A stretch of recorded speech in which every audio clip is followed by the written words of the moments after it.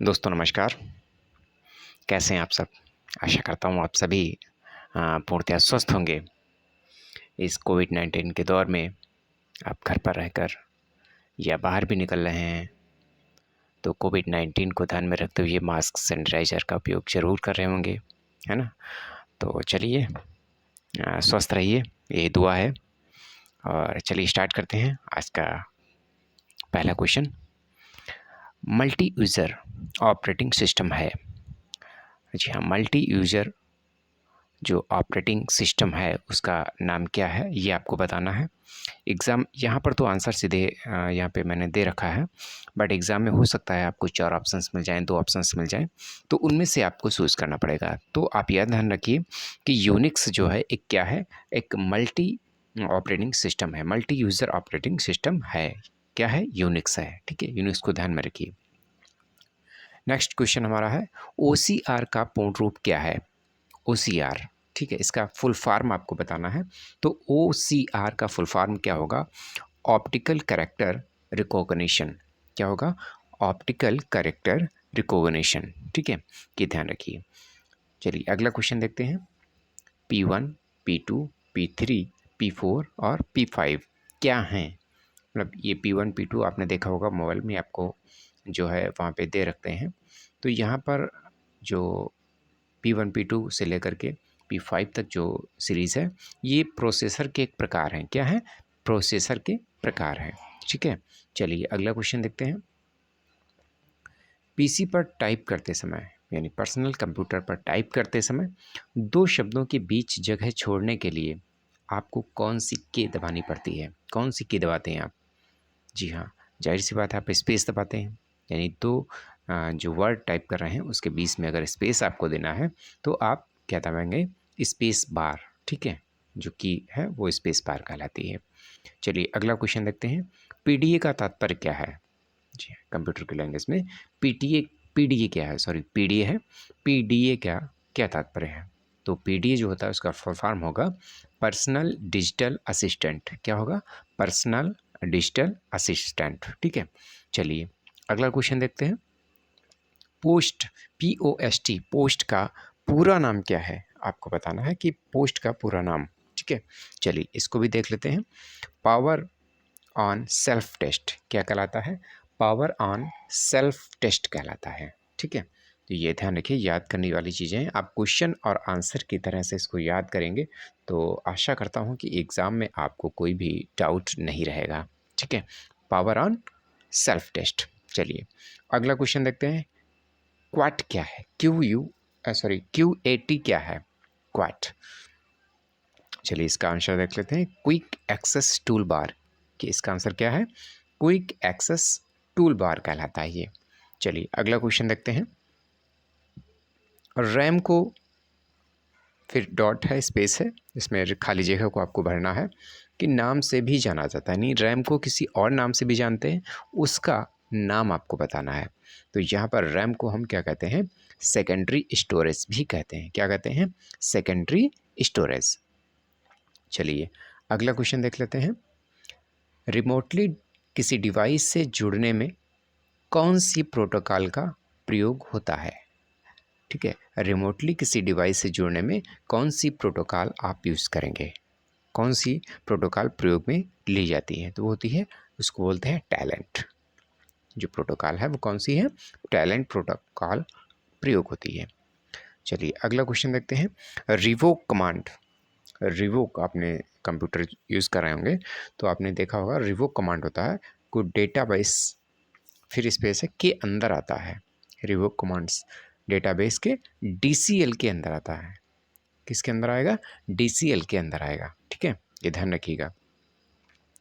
अगला क्वेश्चन हमारा है, SMPS का पूरा नाम क्या है? SMPS का पूरा नाम आपको बताना है, फुल फॉर्म यहाँ पे। तो SMPS का पूरा नाम जो है वो है स्विच्ड मोड पावर सप्लाई। क्या कहलाता है? स्विच्ड मोड पावर सप्लाई कहलाता है, ठीक है।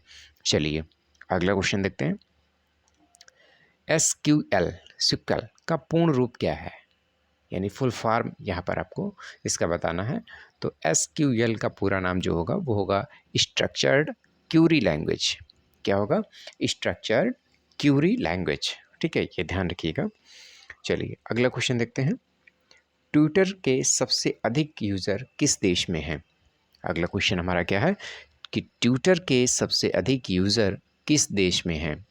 ठीक है, तो इसका आंसर होगा टर्की देश में जो है ट्विटर के सबसे अधिक यूज़र्स हैं, ये ध्यान रखिए। और अधिकांशतः जो इसमें क्वेश्चंस हमने सेलेक्ट किए हुए हैं बेसिक क्वेश्चंस हैं, और जाहिर अधिकांशतः ट्रिपल सी एग्ज़ाम में कुछ इसमें से पूछे भी गए हैं, और विभिन्न तरह के कंप्यूटर एग्ज़ाम होते रहते हैं, उनमें भी पूछे जाते हैं ये क्वेश्चंस, तो इनको ध्यान से आपको देखना है। चलिए अगला क्वेश्चन देखते हैं। URL http://dauniv.ac.in, ठीक है, में HTTP वाला, ठीक है, हिस्सा होता है। ठीक, क्या होता है? प्रोटोकॉल्स कहलाता है, यानी HTTP वाला जो हिस्सा होता है वो क्या कहलाता है? प्रोटोकॉल्स कहलाएगा। ठीक है, ये ध्यान रखिएगा। चलिए अगला देखते हैं। UVEP रोम, यानी इस तरह से कहते हैं UVEP रोम और EEPROM यानी दोनों में जो यह है किस प्रकार की मेमोरी का प्रकार है?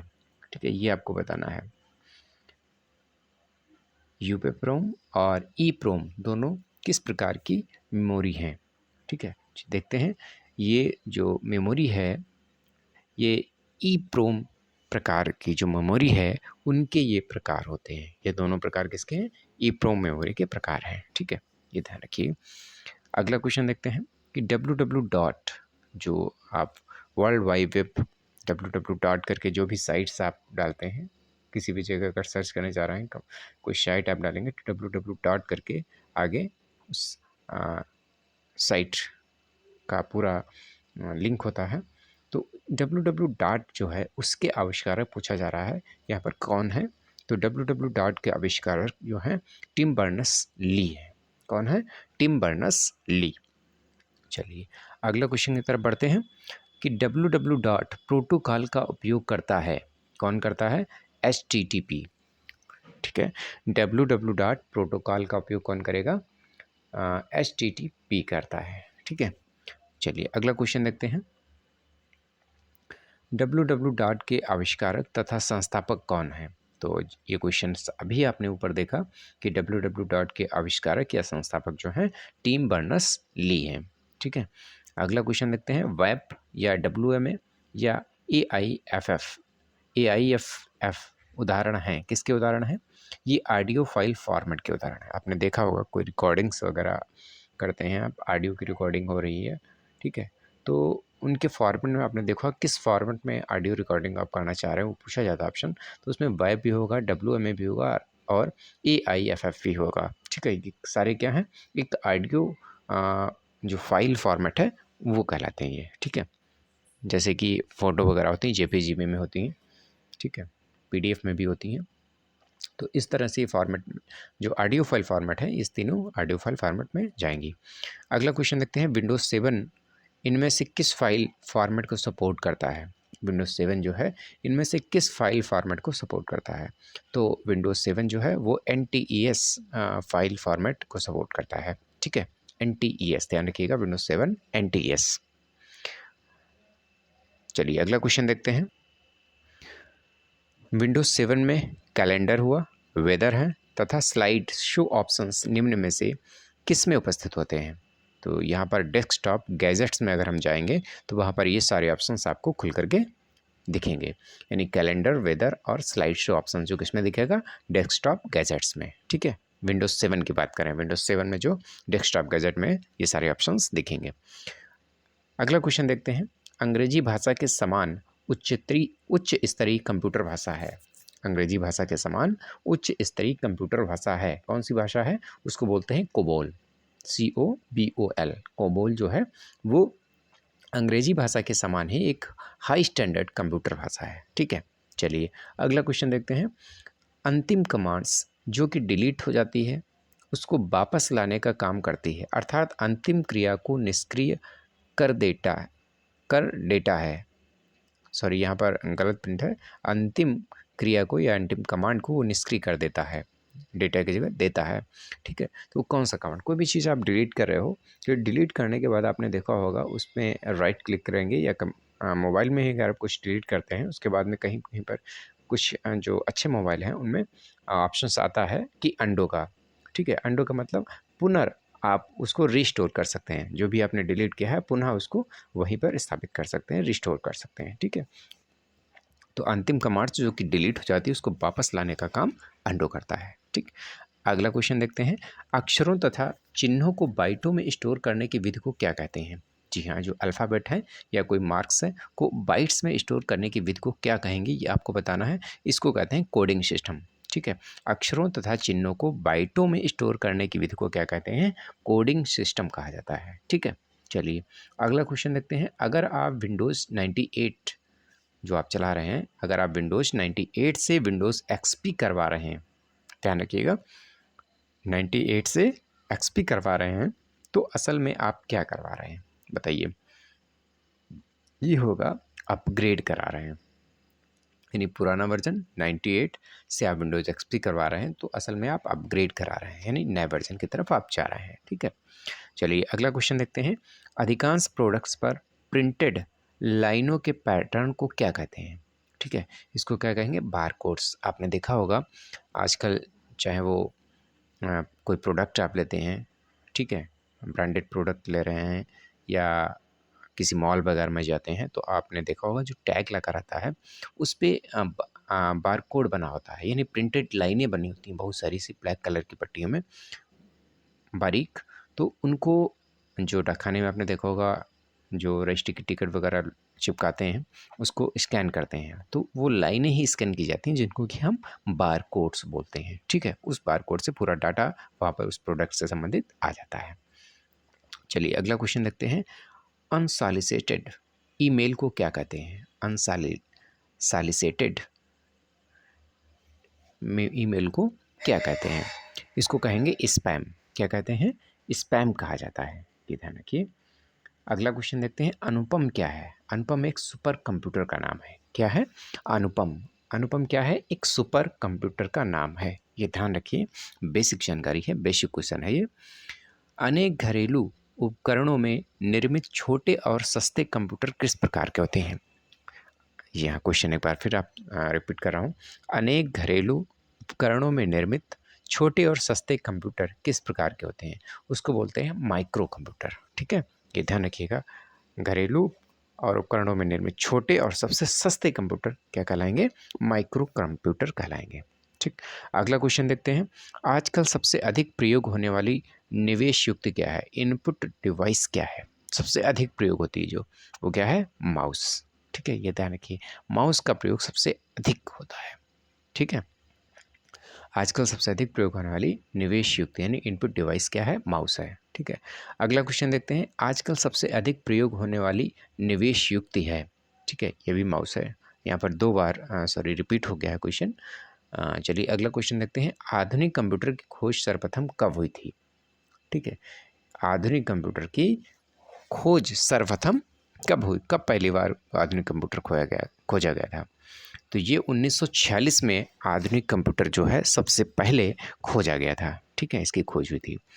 अगला क्वेश्चन देखते हैं। आधुनिक डिजिटल कंप्यूटर में किस पद्धति का उपयोग किया जाता है? किसमें? आधुनिक डिजिटल कंप्यूटर में किस पद्धति का उपयोग किया जाता है, ये आपको बताना है। तो यहाँ पर द्विआधारी अंक पद्धति जो है उपयोग में की जाती है। द्विआधारी अंक पद्धति जो है आधुनिक डिजिटल कंप्यूटर में उपयोग किया जाता है। ठीक है, अगला क्वेश्चन देखते हैं।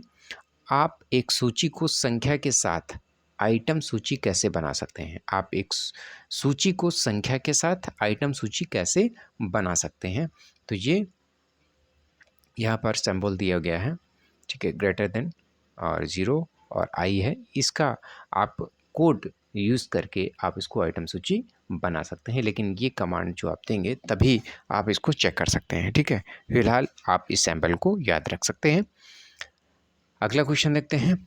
आपके कंप्यूटर के डाटा को नष्ट करने के लिए डिज़ाइन किए गए प्रोग्राम को जो कि दूसरे कंप्यूटर को इन्फेक्ट करने हेतु फैल जाता है, उसको क्या कहते हैं? आपके कंप्यूटर के डाटा को नष्ट करने के लिए डिज़ाइन किए गए प्रोग्राम को जो कि दूसरे कंप्यूटर को इन्फेक्ट करने हेतु फैल जाता है, उसको क्या कहेंगे? उसको वायरस कहते हैं। क्या कहेंगे? वायरस। ठीक है, छोटा सा आंसर इसका है, बट क्वेश्चन बड़ा है, तो क्वेश्चन को आप दोबारा रिपीट कर सकते हैं, समझ सकते हैं, उसके बाद आपको आंसर यहाँ पे बताना है। ठीक, अगला क्वेश्चन देखते हैं। आवेदन पत्र या निमंत्रण कार्ड तैयार करने के लिए कौन सा उपयुक्त सॉफ्टवेयर है? जी हाँ, कोई भी एप्लीकेशन आप टाइप कर रहे हैं या कोई निमंत्रण पत्र जो है शादी जो वगैरह में आप कार्ड वगैरह छपते हैं, उनको तैयार करने के लिए कौन सा उपयुक्त सॉफ्टवेयर होता है? वो होता है माइक्रोसॉफ्ट वर्ड। ठीक है, ये तो जनरल क्वेश्चन है, अधिकांशतः ये सभी लोग जानते होंगे, और जो लोग यूज़ नहीं कर रहे हैं शायद कंप्यूटर का, वो ना भी जानते हों, तो ये आप ज़रूर ध्यान रखें कि किस सॉफ्टवेयर पे कौन सा वर्क किया जाता है। जैसे स्लाइड शो अगर आप करते हैं, स्लाइड शो बनती हैं, तो वो पावर पॉइंट पे बनती हैं। ठीक है, तो इसी तरह से आवेदन पत्र या निमंत्रण कार्ड जो तैयार किए जाते हैं, वो माइक्रोसॉफ्ट वर्ड पर तैयार किए जाते हैं। ठीक है, पेंटिंग वगैरह या कोई डिज़ाइन तैयार की जा रही है, पेंट पे बनती है। ठीक है, इस तरह से अलग अलग वर्क के लिए अलग अलग सॉफ्टवेयर होते हैं, उनको आपको याद रखना है। चलिए अगला क्वेश्चन देखते हैं। इंटरनल स्टोरेज किस प्रकार का स्टोरेज है? जो इंटरनल स्टोरेज होता है किसी भी फ़ोन में या कंप्यूटर में, उसको किस प्रकार का स्टोरेज कहा जाएगा? उसको प्राइमरी स्टोरेज कहा जाता है। ठीक है, इंटरनल स्टोरेज को प्राइमरी स्टोरेज भी कहते हैं। अगला क्वेश्चन देखते हैं। इंटरनेट एक्सप्लोरर पर उपलब्ध सभी पृष्ठों को क्या कहेंगे? इंटरनेट एक्सप्लोरर पर उपलब्ध सभी पृष्ठों को क्या कहेंगे? उनको हम वेब पृष्ठ कहते हैं। क्या कहते हैं? वेब पृष्ठ कहते हैं। ठीक है, चलिए अगला क्वेश्चन देखते हैं। इंटरनेट का पूरा नाम क्या है? बहुत ही अच्छा क्वेश्चन है कि इंटरनेट का पूरा नाम क्या है, ये आपको बताना है। तो इंटरनेट का पूरा नाम जो है इंटरनेशनल नेटवर्क कहलाता है। क्या कहलाता है? International network. ठीक है, चलिए अगला क्वेश्चन देखते हैं। इंटरनेट पर प्रयुक्त कंप्यूटर लैंग्वेज क्या है? इंटरनेट पर प्रयुक्त कंप्यूटर लैंग्वेज जो क्या है, वो है जावा। इंटरनेट पर प्रयुक्त कंप्यूटर लैंग्वेज क्या कहलाएगी? जावा कहलाती है। ठीक, तो ये थे हमारे आज के क्वेश्चन। आशा करता हूँ हमारे जो क्वेश्चंस हैं शायद आपको पसंद आ रहे होंगे, और एग्ज़ाम में भी अधिकांशतः अगर आप कुछ लोगों ने एग्ज़ाम दिया होगा तो उनको भी जानकारी मिली होगी कि कुछ ना कुछ इसमें से आपको ज़रूर क्वेश्चंस पूछे जाएंगे, रिपीट होंगे।